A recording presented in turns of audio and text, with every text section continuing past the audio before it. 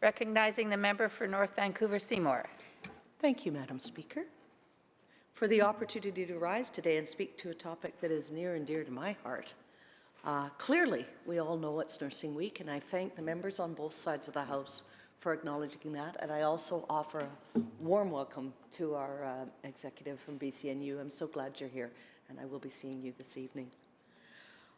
Today I am speaking from the unceded territories of the Lekwungen-speaking people, the Esquimalt and the Songhees, and I work, live, and learn in my beautiful riding of North Vancouver, Seymour, situated in the unceded territory of the Coast Salish, specifically the Tsleil-Waututh and the Squamish Nations.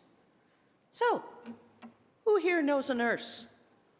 Various folks have mothers, fathers, sisters, brothers, cousins, aunties, and friends, and others, who are nurses. There's even a couple of us in the house, and each one of us has a different story to tell about the work they do, how they do it, and who they do it with. Let me give you some examples of the spectrum of nursing. There are nurse practitioners, nurse educators, registered nurses, registered psychiatric nurses, and licensed practical nurses. Our nurse practitioners are independent clinicians who work in a variety of settings to augment the available models of care. Nurse educators work to teach and mentor new nurses in a broad range of skills, knowledge, and expertise in the school environment. In the working environments, our nurse educators make sure that nurses are up to date in these skills or learn new practices, information, and policy changes that are always coming forward.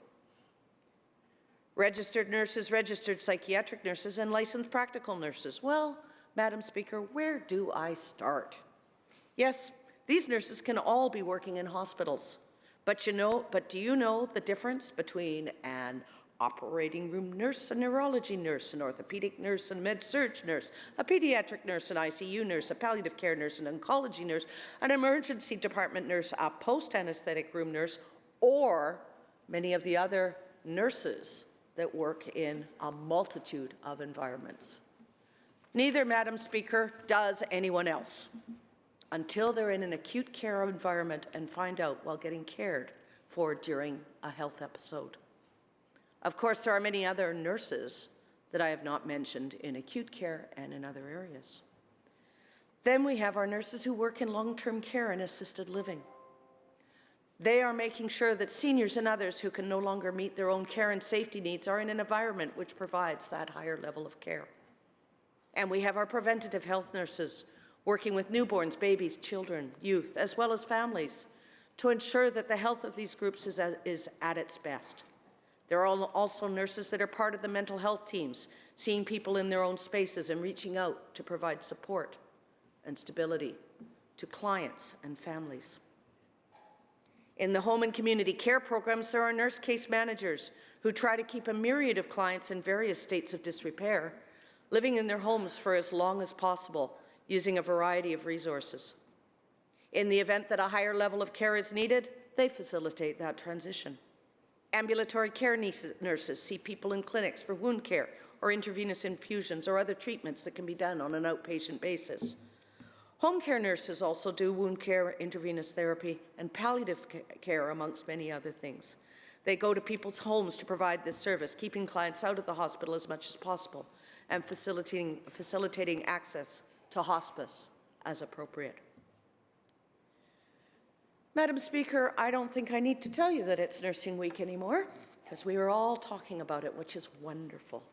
And although nurses work 24 hours a day, every day, we try to be sure to give additional recognition during this time. The members of this Assembly know that through the pandemic, nurses have given and continue to give a lion's share of effort towards getting British Columbia beyond COVID-19. We have seen the pictures, heard the stories of overcapacity of patients, shortages of care staff, supply issues, personal protective equipment concerns, and the initial unknown that was COVID in spring of 2020. Since that time, nurses have continued to come to work, providing care, counsel, testing, and vaccinations, amongst many other things, to their patients in a whole variety of circumstances. We have 2 years of nursing students who have experienced working and learning in a pandemic, something the rest of us just didn't have in our skill set. Additionally, they are also learning through the overlay that is the overdose crisis. A friend of mine who is a nurse at UVic had her students out working in the street options in Victoria, working with overdose clients. And the work they did was phenomenal. Everybody sort of thinks that maybe students need to be sheltered and kept in the school environment. Not nursing students. They need to get in there and work with people so that they have the skill and expertise. Everybody and nobody knows what nurses do. They nurse. And all of our communities are the better for the dedication, commitment, compassion, expertise, and sheer hard work that they do. So let us open Nursing Week by acknowledging our nurses, recognizing and respecting the professional clinicians that they are. Thank you, Madam Speaker.